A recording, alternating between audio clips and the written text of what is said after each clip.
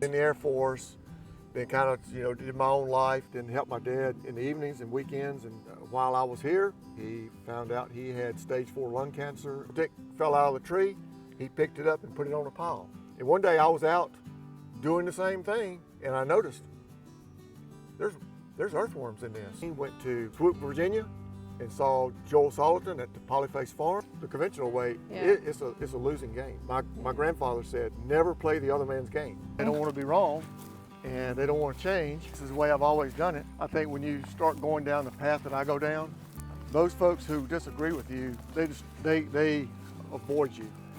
There's like 7 or 8 farms that share the freight on feed for their farms coming this way. Those animals having a really great life out on pasture where they were intended to be, and regenerating the soil and the process of what they do every day, and they have one bad day.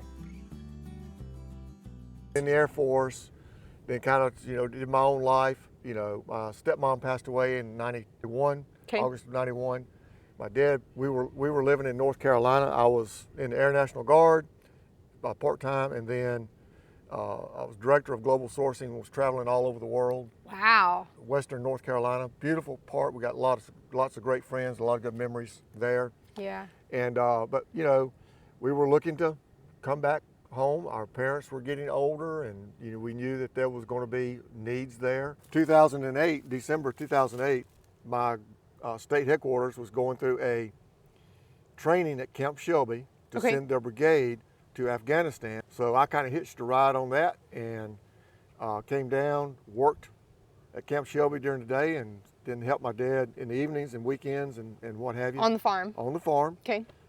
He was very limited in what he could do at the time. Yeah. And while I was here, he found out he had stage 4 lung cancer, and in February he passed away. Wow. So I inherited a good bit of what you see, but we've also, in 2010, we cleared about 75 acres. In 2012, we cleared another 35. Wow. In 15, I bought 52 acres adjoining. Okay. And then in the fall of 2018, I bought 160 acres. So how much total do you have now? Just over 500. Wow. And you're capitalizing all of that in some capacity. There's a really good book called Rich Dad, Poor Dad. He teaches you a lot about, that most people spend all of their income, their disposable income, on stuff that never materializes, have value. It does not generate any income for them or nothing. I learned about that book. Long story short, I used to save all of my money from the Guard for 25 years. And I retired as an 06, a colonel. Wow. So, and did, and that was pretty good. Yeah. I mean, I had a good, but it gave me a big nest egg. Did not know what God may have me to do with that one day. Yeah. And I think that's kind of how that works sometimes. Yeah. But then it came about, it gave me the nest egg I needed to take and do what you see today. Wow. When you bought this property, was your dad already doing organic practices? No, he was very conventional. Okay. Great question. Thank you. Great question.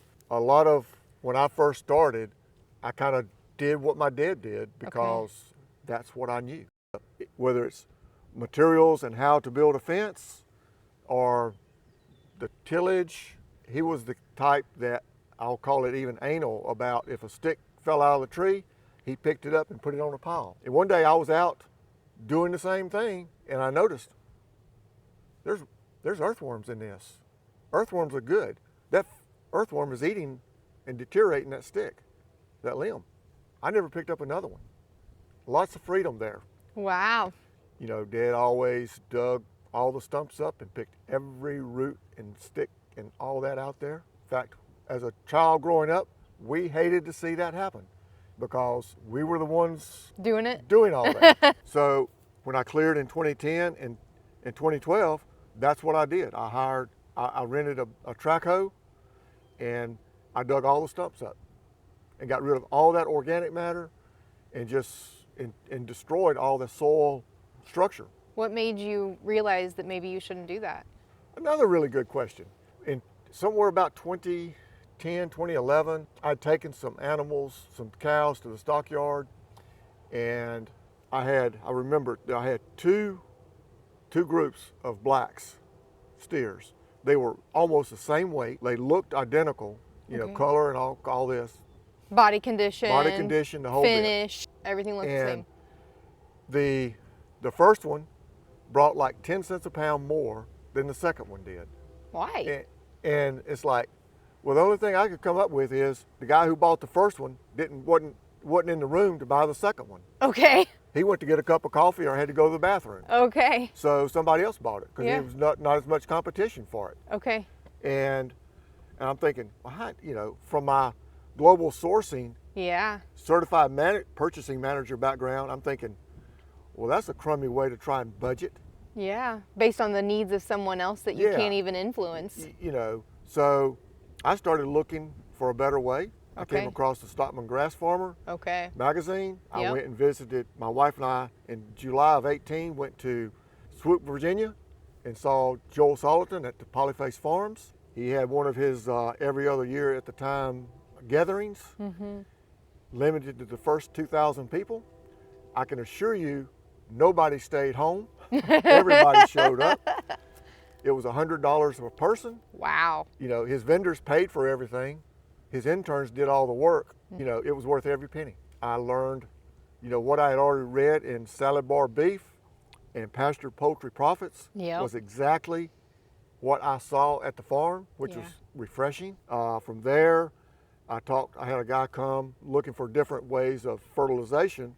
He came, and when he left, he called a fellow by the name of John Woods, who has U.S. Wellness Meats up in Missouri, Illinois. But he winters cows outside of Mobile, and he was down, and he called me up and said, Ben, this guy says I need to come by and see your farm. So John and his partner at the time came, and we walked around, and he looked at what we were doing, and he said, I am a member of have you ever heard of the Grass-Fed Exchange? I said, nope. He said, well, I'm a member of it, board member. We're having a conference in North Dakota. This was going to be in the summer of 2013 at Gabe Brown's farm. And if you will pay your registration fee, I will use my air miles and pay you for your trip. Wow. So I did. Boy, it was like, So it's just like things kind of fell into place. You were just kind of open Right to the place. idea Yep. of changing, and all of these very knowledgeable, influential people came in. You had to change Yeah. because the other way it don't work. And You mean the other way is like selling the commodities? The conventional way, Yeah. it's a losing game. My grandfather said, never play the other man's game. And when you commodity farm, you're playing the other man's game. Yeah. You're not playing your game. Wow. So how did that change, kind of looking back now, realizing it's kind of a big transition to go from commodity farming to, Well, pastured fortunately, farming. I really wasn't in the commodity business. So it didn't have that big of a financial it had impact on you? No impact whatsoever. Okay. So how many, I guess, to put numbers to it, how many cows did you have before? Somewhere around 30. And that's all the livestock that you had? That's it. That's all you were farming? Okay. That's all. I mean, Were you like corn and soybean or hay or anything else? Well, we did. Yeah, we always did our own hay. Okay. But and we don't do that no more. We got rid of that. It's like, Because you got them on the grass in the winter. well, not only. Well, you have to have hay. There's no doubt. I don't know how you can do this with not have hay because the weather makes things very unpredictable. Yeah. We went through. I knew it was coming because it's been so wet for so many years, and then all of a sudden, The drought this summer. the drought this summer and the excessive heat just reversed everything. Yeah. It was.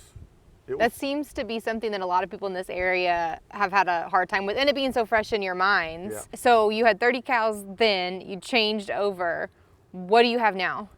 We have about 65 mama cows, and when you do grass-fed to grass-finished beef, you will have 4 generations on the farm at one time. That makes it a little difficult. Yeah. And also you end up with 2 herds. That makes it more complicated. So how many bulls do you have? 4 or 5? I have 3. 3, okay. Yep. Gotcha. We've been wanting to grow our mama cows, but we are actually selling about 85-ish beef a year. Wow. now. And Now, is that in so- mini capacities, whole halves, live, retail? it's all direct to consumer. We sell about 20-ish as wholes or halves, and the rest would be cut pieces. Retail. Yep. Wow. But we only have one quote store Okay. retail customer, and I don't want any more.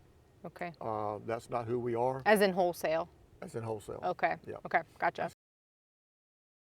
Our responsibility is to service our community. Within 125 miles of radius of my farm, there is 4.8 million people. Wow. Seven Sons did a class one year.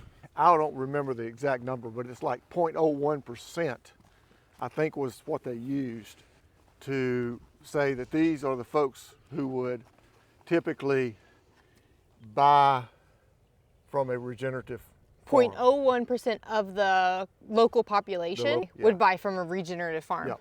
And buy, fresh from a farm, blah, blah, blah. Which is, for me would be about 4,800 people. Yeah. My farm can only do, if everybody bought what the USDA says per capita spends for average for chicken and beef and pork, there's no way. Your farm couldn't feed that many 95 people. pounds of chicken a year, 95 pounds of chicken a year is what the average per person eats of chicken. In addition to all the other proteins. 55 pounds of beef or so and 50 pounds of pork a year. You can't produce that. I can't produce. If everybody did that, I would not be able to serve more than about 200 families, 250 families. Can't do it. And you have 500 acres. And I have 500 acres. Now, I'm not utilizing all of mine to its greatest capacity right now. But you're also probably more like a one-man show. Pretty close, Okay. pretty close. So we've got labor involved, we've got time involved, we've got land capacity involved, we've got extra expenses with feed and buying the chickens. Yeah, but all that and, kind of takes care of itself. right. But it's still, I is an don't- added stress. I think when a farm gets to where there's more than 5 people involved in the farm, then it's beyond what a farm really ought to be. Okay. We ought to be duplicating ourselves versus expanding ourselves. It doesn't seem to be a common story that I've found so far of farmers who go from conventional to regenerative. Do you get pushback from any like conventional friends Nope. or family or anything?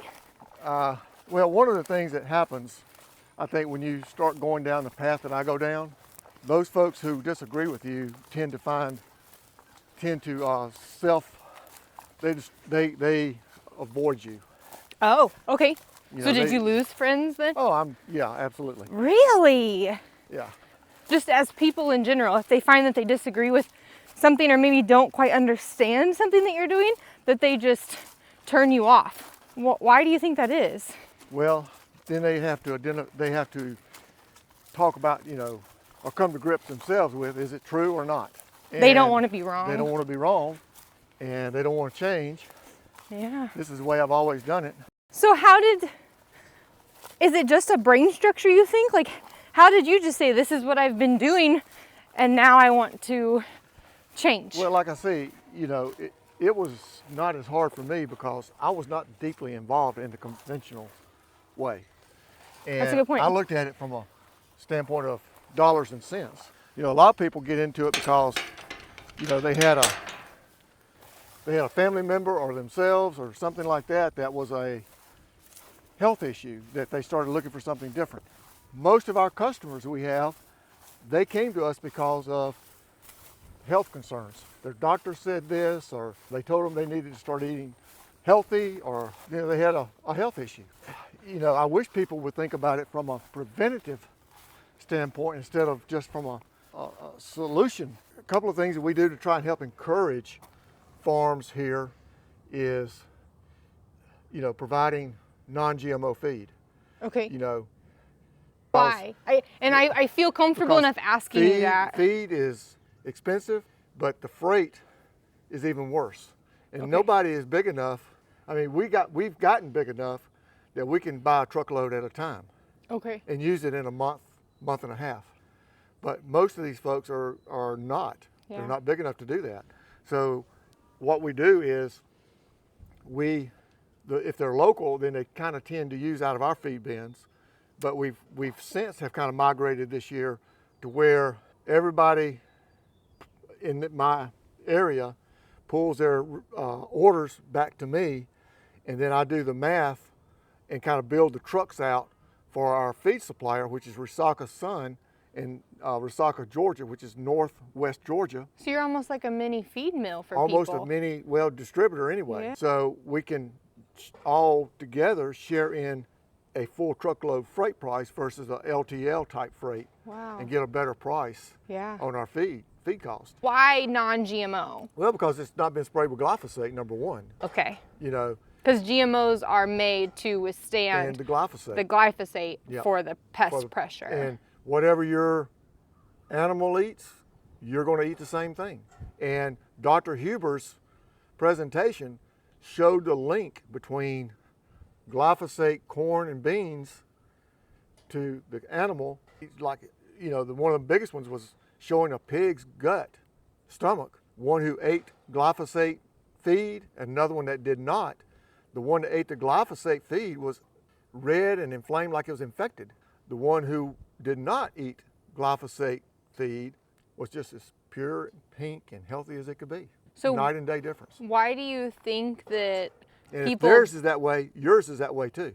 So why do you think that people are either don't do non-GMO or aren't unable? Cheap food, expensive medical. Why would you want to get in your retirement years and spend all your time going back and forth to the doctor? That's stupid. Yeah. I mean, and frankly, mine is not that much different in price than it is at the grocery store. And you're able to change your margins a little bit Absolutely. We're not- because you're the one-stop shop. You don't have to go through different distributors, so Yeah. you can spend a little bit more on Yeah. feed because the non-GMO is more expensive Yep. for whatever reason that tends to be that we don't have to get into. So you can change your costs and profits along Yep. as you go. as we go. You Yep. have that liberty as the And one-stop we don't shop. try and follow what the store prices are Yeah. and adjust ours accordingly. We just look at what our costs are and what kind of margin we need to try and make sure we can survive and stay in business Yeah. and keep supplying our customers. And that's what it is. You know, You're not trying to be a millionaire. I ain't trying to You be. just want to millionaire, live You know, comfortably. my biggest goal right now, frankly, is to bring my two boys into this that they can take my place. So you do have a succession plan. I do. So are they currently working on the farm with you? My oldest one is about 4 days a week, Okay. and my youngest one is about 2 days. May I ask how old they are? The oldest one was born in '86, and the other one was born in '92. Okay. Okay. You figure the math. All right. I know the birth dates. Now, what that translates, I don't know. This is where you hold your Feed. grain. So it helps us. It helps. There's like 7 or 8 farms that share the freight on feed for their farms coming this way. That's awesome. every month. So you've got 4 bulk containers. How big are these? They are 9 tons apiece. And how much do you alone go through? It kind of depends on how many hens and how many pigs I've got at the time. Okay, so you've got different species in each. Oh, yeah. Very The 2 cool. on the ends are hen feed right now. Okay. And this one is our broiler feed. We kind of look at, okay, I actually climb up there and take a physical inventory because, I've got a sheet of paper that tells me that bottom cone will hold so much weight. Okay. And each one of those 3 rings will hold so much weight. Okay. So I can get a pretty good idea how much feed I've got. Yeah. And I compare it to my QuickBooks inventory. Okay. And I always use the physical versus QuickBooks. I'll adjust QuickBooks to the physical. Uh-huh. And then I know how much I'm using a day. Yeah. So then it tells me how much I need to buy until the next delivery is scheduled. Okay, so you do have to supplement sometimes. Well, the pigs and the hens and the broilers get feed every day. Right. The cows is all forage, only Right. forage. Right. If it ain't out there, they don't get it. So in here is compost, Johnson Sioux compost I did, and we're actually using it right now. What did you call it? It's made by the Johnson Sioux SU method. You basically it's at least a year process just for it to Dr. David Johnson, who is a professor at New Mexico State University in Okay. northeast Mexico. He and his wife is Chinese, one of the Sioux, Oh, SU. okay. So they're kind of in this together, but a lot of his research and what he does at New Mexico State is about composting. There's just tons of videos out there on him Wow. and this method and presentations he's made, speeches he's made. You know, we've also, Dr. Elaine Ingham, I mentioned earlier. Yeah. My oldest son, Eric, he's got a biology degree, so trying to understand the microbes and the soil biology and all that kind of fits in his skill set very well. Science was never a strength of mine. Uh-huh. It still is not a strength of mine, and I'll leave it at that. Okay. So you are using someone else's method, and what's the quick and dirty of it? Why are we in IBC totes? Why does it take a year? Well, because one of the things that's really important is it has to cure. Okay. And, you know, it takes time for those microbes to rejuvenate, to grow, to expand. Yep. And the materials that you use and what you feed it and all really make a ton of difference. For example, if you use molasses, sugars and things like that generate a bacteria Okay. generate. Bacteria in your soil will lock up the nutrients in the soil and make it not available to the plants. How about that? Okay. The fungi and the protozoa are predator to the bacteria. So they will eat they're searching for bacteria to eat. Okay. And nematodes as well. So it's almost like you have to feed the bacteria so that you can feed protozoa and get you'll more. You'll get Go plenty the of opposite. bacteria. Okay, go the opposite way. Yeah, and you want to do whatever you can to encourage the fungi and the protozoa, because the bacteria is going to be there anyway. Gotcha. And when I did the soil test, that PLFA test, my soil was 9-to-1 bacteria to fungi. So that's not good. Dr. Ingham will tell you in her 50-plus years of research that a 1-to-1 is like your old growth forest that are just very lush and productive. That's what they are. Okay. 1-to-1. So that's what we are looking to do here is. So you want to strive to 1-to-1. I want to strive for 1-to-1. Okay. And we're doing that by trying to grow and improve our soils by growing a highly fungal and protozoa dominant compost that we use an extractor, Okay. which is what is in that tote up there. Extract that biology out of that The hard dirt, the dirt, the basically, physical dirt. Okay. and then spray it onto our pasture. Then let it go to work. The first time you did that and you saw the results of that, what were your thoughts? Here's where I think a lot of people give up is it's not like going out and putting out 150 pounds of urea on your pasture. So it's not an immediate result. It's not an immediate thing. Dr. Johnson has a video that showed the results. Now, understand he is in New Mexico. It's sandy. It's desert climate. Yeah. He went out and showed the results of, it's a 3-year research that he did. He first took a shovel and dug down and showed you the composition of what he was planting into. There was very little growth on top of it. It was mostly brown sand composition. Okay. Okay. He planted a diverse cover crop with a no-till drill and sprayed in furrow as he planted. In furrow, what does that mean? Where he put the seed, where the seed was planted, he sprayed right on top of that. The result was that first year, it was maybe knee high. That's how much biomass it made. Okay. Not a lot for a whole year. You mean the plant growth was Plant knee high? growth was about knee high. Okay. You know, and so he, you know, as a researcher, he collected all that and weighed Right. it and blah blah blah. Right. Recorded it. And the next year he came back and he did the same thing. Well, it was like almost waist high. Okay. Second year, did the same thing, recorded it, blah, blah, blah. The third year, it was over his head. Wow. So I say that to also introduce a fellow by the name of Corey Miller, Okay. who is a farmer in Montana. There's some videos out there on him. He actually has done 2 presentations with the Soil Food Web, which is free on YouTube. And so if people want to see it, you can Google Soil Food Web, Corey Miller, January 2023. That was his first one. We also will put all the things that you mentioned in the description. Okay. So people will have links Okay, to go right cool. there for you. I first heard about him the fall of last year. Okay. And I called and talked to him. And then I saw that video in January, and I saw another one. Well, and in June, the first week of June Of this year. I called him, and he said, Ben, I just completed baling all the hay I need for my farm this year. In his first cut? First cut. Whoa. In June, he said, my neighbor's grass hadn't even started growing yet. They're in Montana. Yeah. You know, where they get like 230 days or so below, it's freezing or below a year. Yeah. That's what it was at Bismarck, North Dakota. That's one of the things Gabe Brown said. You know, his growing season is nothing like ours. That's crazy. We're almost opposite. And he said, I just finished my second year of using compost extract. So that's what he's seeing. You know, really, the first year, yeah. The second year, even better. Okay. And it just keeps building on that. Keeps building. You know, the closer you get it to that 1-to-1, the better off you are. Okay. So how long have you been doing it? We started in the spring. Of this year? When we planted, Okay.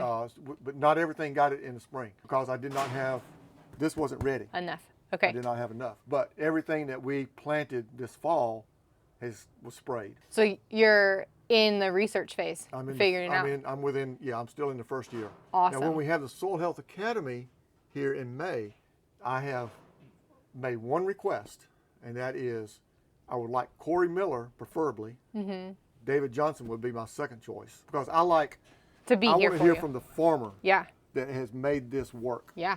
I don't want, you know, the research is fine, Right. but typically farmers entrepreneurial type farmers are so far ahead of academia. Well, it and ain't they funny. think differently in standpoint of the way that they observe. Yep. Like, I feel like researchers are stuck on looking at everything individually, and the farmer's able to take a step back and just see it all as a whole picture. Yep. And then just with their intuition. Holistically. Holistically. Not in this part, and Yeah. this part, and this part. It's all intertwined. And then if you don't think it ain't intertwined, you need to be a farmer. You'll learn real quick just how it is. Exactly. Very intertwined. So you have other compost then. one So of that's the- just your one. That's the one. So one of the things that we did too is June of last year, I signed Eric up, my oldest son, biology degree, to take Dr. Elaine Ingham's classes. And on top of that, I wanted to have a consultant come down who's worked under her and with her in the past. So I hired a consultant to come down,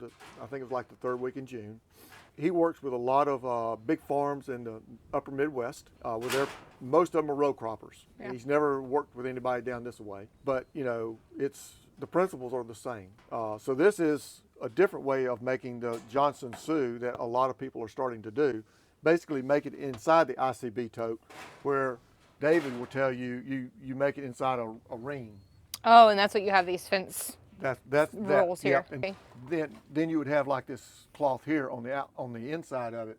to stop it from falling out. So So this method is to do it in the IBC tote. Yep. And then do you have holes drilled in yeah, here? What's that about? You see the pipe holes? Yeah. Well, the reason bacteria is such a dominant part is it can live in the soil without oxygen. Your fungi and your protozoa have to have oxygen. Uh-huh. That's a very, very important part. It does no good or very little good to put a highly fungal compost out and not have and kill it because of compaction. I want to come back to that, and I'm going to show you a piece of equipment that we are using to help with that. You have compaction problems? Oh, absolutely. You do? Okay. Absolutely. Okay. And when you till and you dig stumps, you will have serious compaction problems because you've destroyed the soil structure. Because those roots are down in there, The keeping roots it are open out. and alive. Exactly. Yeah. You know, Interesting. organic matter is so important. And when you till, you destroy that organic matter. You go and have your people go and Google Grass-Fed Exchange, Perry, Georgia, Ray Archuleta, and watch the rainfall simulator part of that presentation. If you don't do anything else but watch that little bit, the rainfall simulator part, and it shows the difference of how water infiltrates soil versus land that's never been tilled, some that's not been tilled in a long time, some that's always tilled. Yeah. There's like 4 different levels. I don't remember what all of them are. Okay, so then you've got different composts. This here is actually worm casings. These. It looks nice. Yep. From local worms, I may add. Local worms, all right. And this here is some compost the consultant helped us make Okay. the Lane Ingram way. So you're kind of trying all different applications of compost to figure out Well, what works best the for you good- guys. The good thing with this is it does not take a year. In 75 days, 90 days, you could use it. with Okay. no problem. So we used the cage as well. This right here. Yep, the cage. And it did not have the cover around it. This is where I've been starting to dump some of my leftovers from when I separate the biology out of it. So we're going to reuse that. Oh, that's a good idea. We got the wood chipper. So we're getting some of our other projects out of the way, and pretty soon, probably between next week and New Year's, we're going to make a couple more piles. So you're really focused on compost right now. Absolutely. Okay, that's really cool. Absolutely. And we're going to do it mainly going to do it kind of like the Lane Ingram method. Okay. One of the things Corey Miller, I heard him say the other day that he is actually making it based on Lane Ingram's method, and then he's taking it and putting it in the ICB totes, kind of like the Johnson Sioux method with the pipes and all He's combined. and to let it finish curing until he gets ready to use it. Very Because cool. see, and that's why we got these holes. Yeah. The holes are there so you can have oxygen down all the way to the bottom of that pile. How do you make those holes? Use Just like a bore? sewer pipe. Just a sewer pipe. Okay. You put them in there, and you got a jig I put on top of here and put them down in there. The top that used to be here is turned is upside down, and the bottom is here. Okay. So air can come down and come in and down and go all the And way. so this is open. Yes, And that's why you've got this here because any water comes out. drainage from moisture, because we add moisture. Okay. So any drainage we collect, because it's going to have biology in it, and we pour it back in there. Okay. recycle it. Very cool. Beth and I do all of the order packing. Okay. And we make the deliveries. Okay. Kind of like the quality assurance side of things. Yep. And you know, we're training the boys on what they need to do. Yeah. I've got a little plan I put together that is about, we starting as apprentice, Okay. journeyman, partner, owner. So, and there's things that they need to be able to, they need to get trained on the things from an apprentice standpoint. And once they demonstrate that they can do that, then that'll move up to journeyman. Okay. Okay, bud, you're on your own now. And then over time, they'll become a partner. Where did you learn to know that that was an important part of succession planning? Did you go to someone that talked No, about that, or did you just I kind of just say, "I kinda- think this is a good idea"? You know, part of it came up through like in the Air Force with our 623 training records. Okay. And my oldest son spent 9 or 10 years, whatever it was, in the Guard. Okay. So he knew what a 623 training record was. Okay. And my youngest son he's still in. I guess he's probably got 12 or 13 years now. Okay. Wow. So You think he's gonna outrank you? no, he's on the enlisted side. Okay. I finished as an officer in 06. Gotcha. So it would be more than a miracle for that to happen. Now, I would have no problem with that at all. I want both of them to take what we have started and grow and expand it Okay. and do better. Yeah. I mean, I don't want them to make the same mistakes we did. You just want to share your knowledge with the next generation. Absolutely. And That's see awesome. that the worst thing that could happen is for this to be shut down. I mean, it would be horrible. Yeah. With as much innovation has been happening since you took over the farm, do you see the same kind of extreme innovation happening over the next 30, 50 years that your boys will have to encounter? Yeah, I think there's plenty of room to grow and climb this thing. If you would have asked me even 10 years ago, where will you be in 10 years from now? I'd have had no idea it'd been what we're doing right Yeah. now. I'd have had no idea.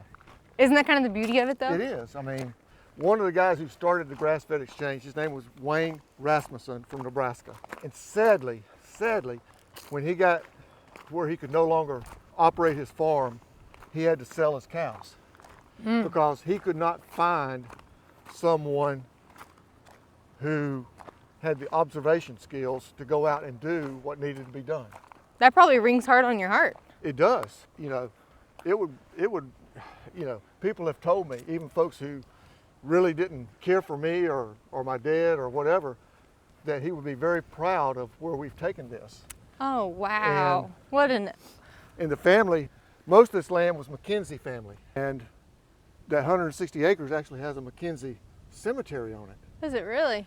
One of the few McKenzies that was left at the time told me how much that this place has never looked any better than what it looks now. What a compliment. I mean, it's like, yeah, it really is. You know, because, you know, we own a whole bunch now of what was once that family's land. It's kind of like bringing it back together. Well, like that 160 acres had never been sold outside of that family. Wow. But different, you know, the different ones that had inherited it along the way, and all that ever happened was cutting pine trees off of it. We worked 2 years trying to get the rules changed in Mississippi to where they would accept the 20,000. Okay. Our then Commissioner of Ag, who was Cindy Hyde Smith, she wouldn't even talk to you. She would not even entertain anything that might disrupt Sanderson Farm, it was a billionaire family that owned Sanderson Farms in the state. She wouldn't even think about it. Okay. Our new commissioner who was appointed helped us out, and he and Senator Angela Hill, who I was working with even before he came along. I mean, I've made lots of presentations to the Senate Ag Committee and others and stuff like that, trying to get the rules changed. Yeah. But in the fall of 18, I went to a farm in Alabama called Marble City Meats for an American Pasture Poultry Producers Okay. little regional get-together. Matthew had a USDA poultry plant. And when I saw that, I said, aha, there's the answer. It's not that elaborate. It's not millions of dollars. So you thought that like you being USDA with the stamp, the certification, All big that. dog, you're like, I can't do that. Can't afford that. I Yeah. mean, that's way beyond what we could do. But when I saw what he was doing, it's like, yeah, we I can think do I can this. do that. We can So do this. let's see what you did. Let's see what we I am did. so excited. So we back it up to the door here, the trailer. And so the trailer's this away. Okay, right out the door. Yep. And so in the morning, I come in and turn the water up to 160, prep to get the scalder ready, Wow. and spray the cones down with Pam, like spray? Pam spray. What? Yep, to help keep the That's genius. to keep the blood from on the outside from collecting where you can't get them off. Yeah. Okay. So you see, this is homemade. This used to be one of our tables. You just cut it up, And welded it together? I took it to a place, and they had a big folder where they could put this crease and put that crease in it, and weld it, put the ends on it. So that became a stainless steel drain for the blood. And we collect here, and we collect down here. Okay, just into a bucket? Yep, into a bucket. Okay. Yep. We keep it wet. The walls and the floor is wet. Why? Just so it makes the cleanup easier. Nothing coagulates. Yeah. Okay, Keeps cool.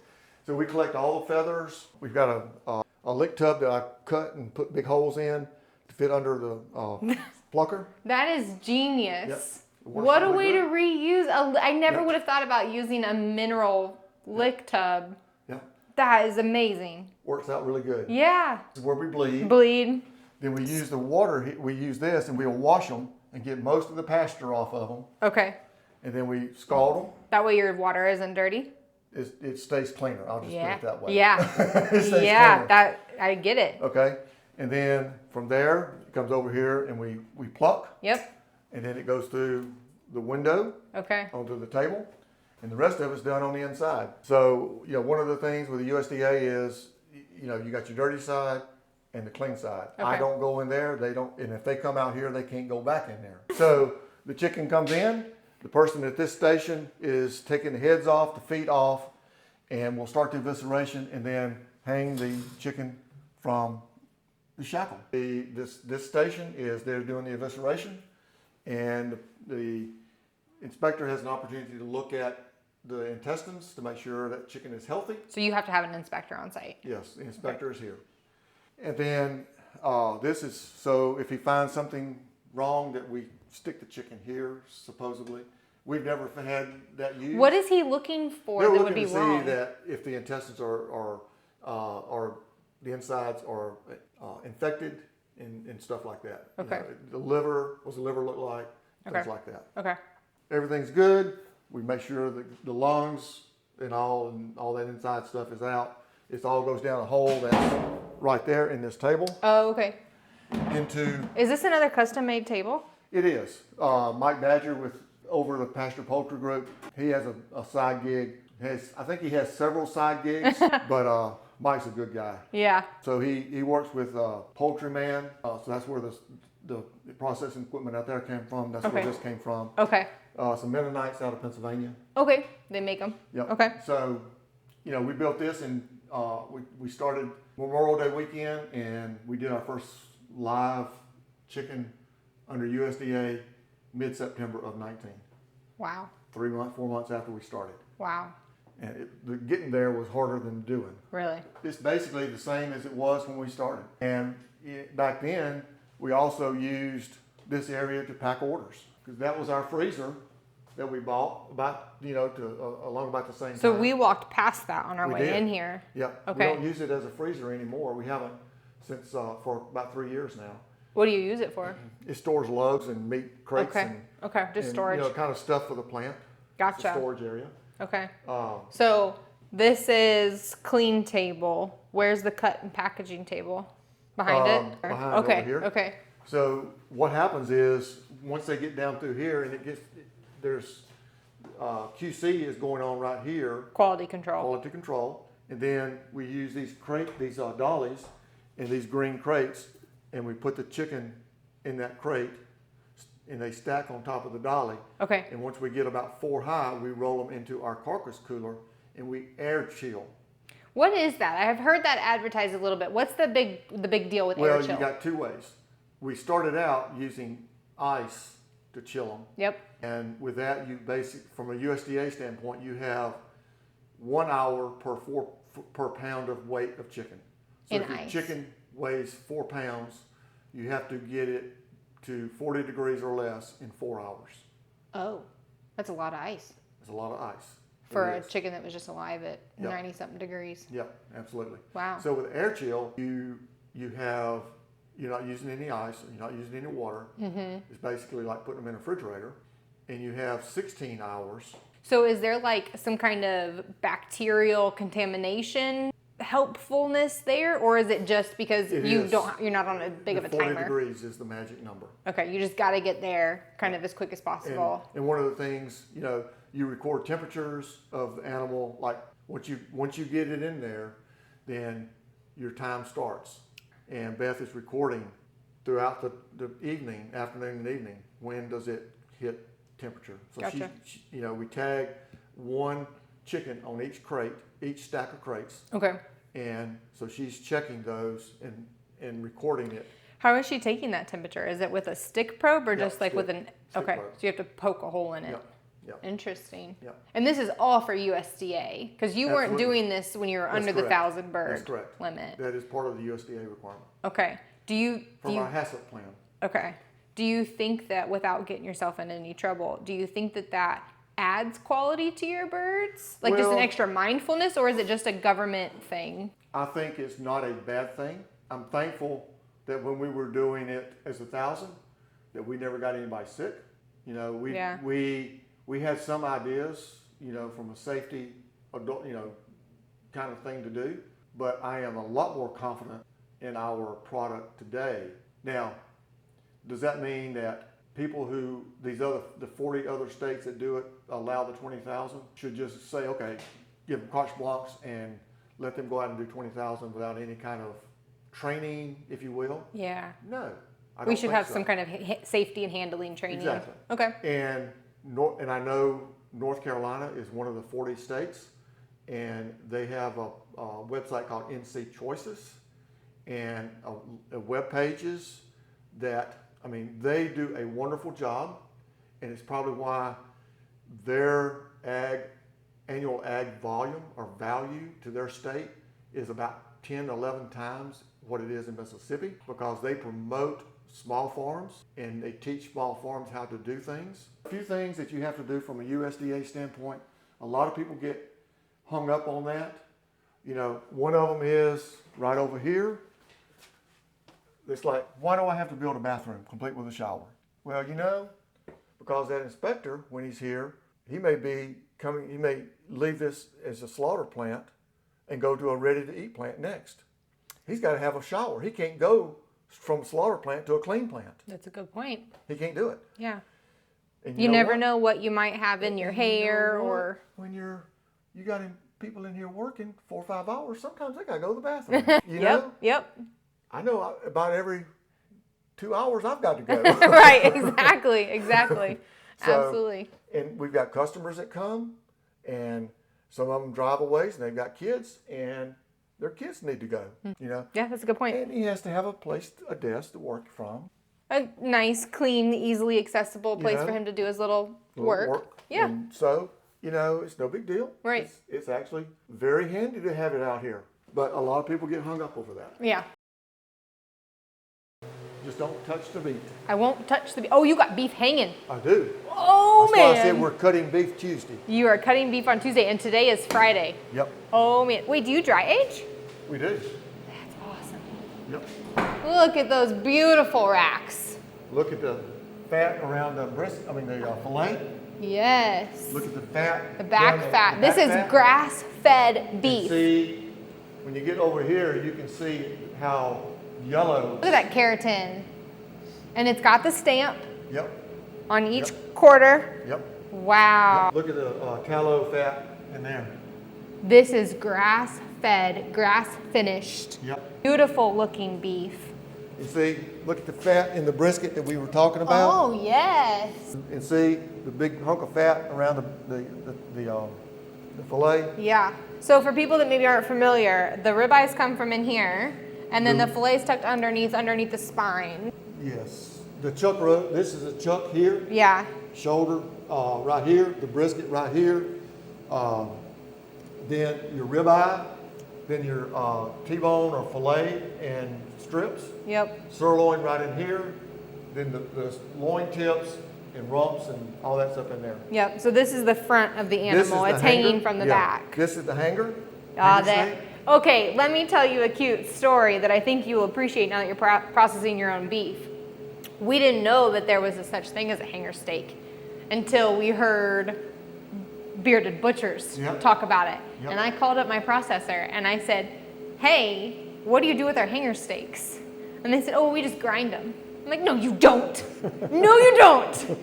We had those things done every single time. Yeah.